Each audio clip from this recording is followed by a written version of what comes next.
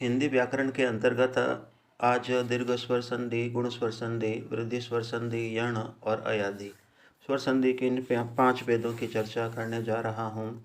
दीर्घ स्वर संधि में आ की संधि आ से होने पर आ बनता है। ई की संधि ई से होने पर ई बनता है।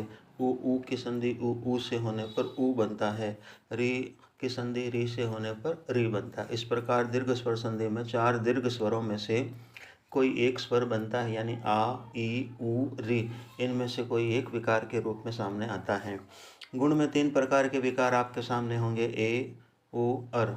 ए बनेगा आ की संधि ई से होने पर ए बनता है।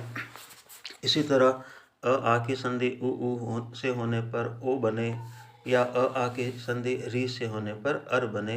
ये 3 प्रकार के विकार अगर इस क्रम से स्वरों के योग से बने तो गुण स्वर संधि होती है। वृद्धि में 2 प्रकार के विकार आपके सामने देख पा रहे हो आप। आ की संधि ए से होने पर ए बने, आ की संधि ओ से होने पर ओ बने, तो वहाँ पर वृद्धि स्वर संधि होती है। यण में ई की संधि बिन स्वर से होने पर य या विकार सामने आते हैं। ऊ की संधि बिन स्वर से होने पर व, वा, वी इस प्रकार के विकार सामने आते हैं। जबकि री की संधि आ से होने पर र, रा, री इस प्रकार के विकार सामने आते हैं। कुल मिला के यण में य, र, व इस प्रकार के विकार बनते हैं।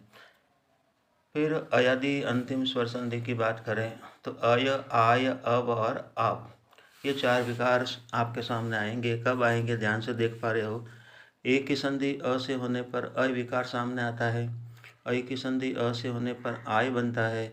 ओ की संधि अ से बनने पर अव बनता है। और औ की संधि अ से होने पर आव बनता है।